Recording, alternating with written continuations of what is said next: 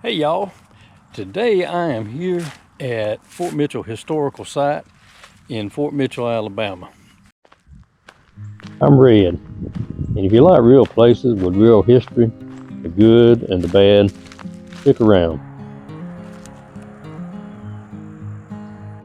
And most people come here, they walk around, they read a few signs and leave. But Fort Mitchell wasn't just a fort, it was part of a much bigger and darker story. This area was right on the edge of conflict. Soldiers, settlers, Native Americans, everybody crossing paths here.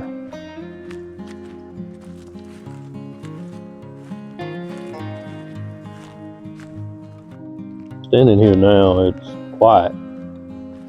But back then, this was chaos. This is one of those places where history doesn't feel old. This feels uncomfortable.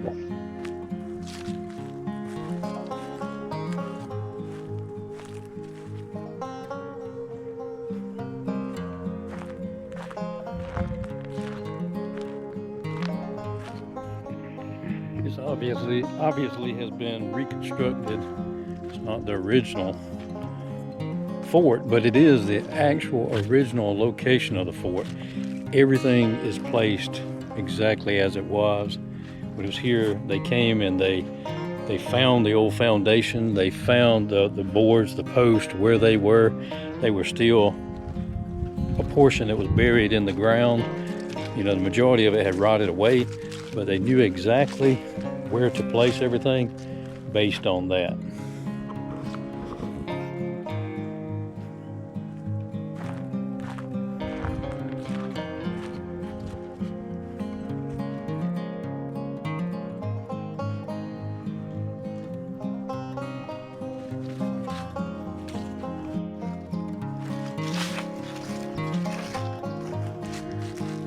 It looks like they got one up on blocks. It broke down. But I stole the wheels off of it. Didn't have nothing.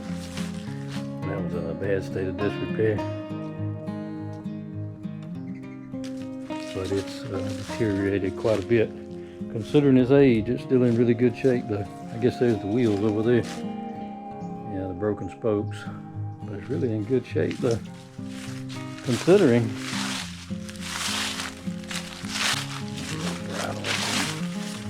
bits and what have you. These names right here aren't just words on a plaque.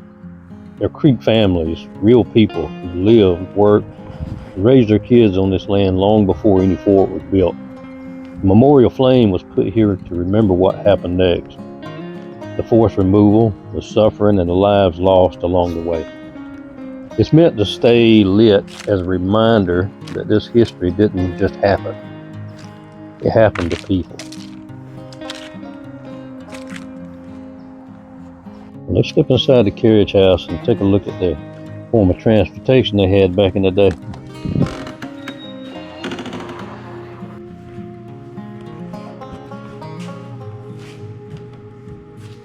Good boy.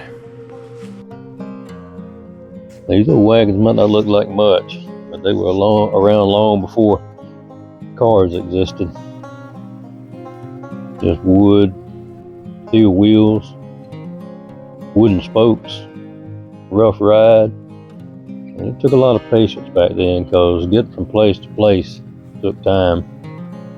Not like today, where everybody's in such a rush, road rage.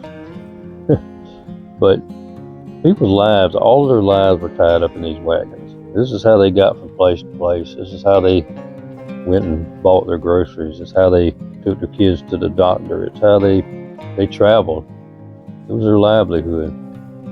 A lot different back then. It's nice to take a minute and think about how different things are now, how much easier they are than they were back then.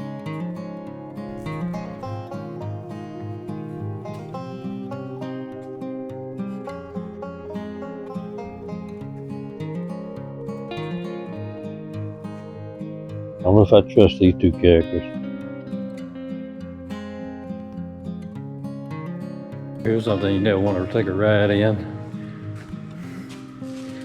An old hearse. Check that out.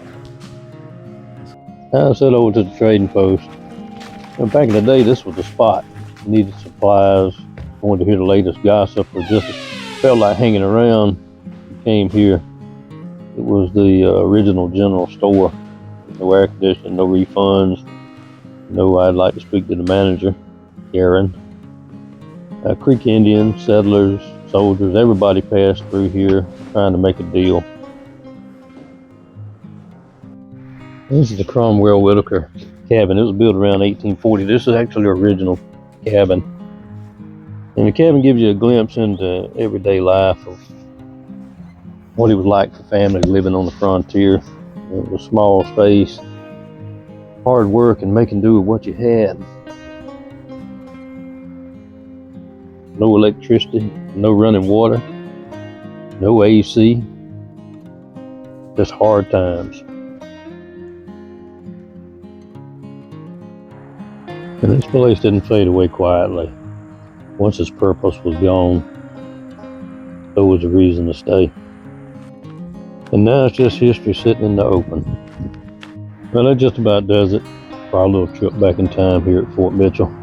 Thank y'all so much for coming along with me today. I hope you enjoyed walking through the fort, checking out the old cabin, the wagons and the carriage house and the trading post, and of course pausing at Memorial Flame to remember the Creek people. It's a lot to take in, but it really gives you a sense of the lives that were lived here before us.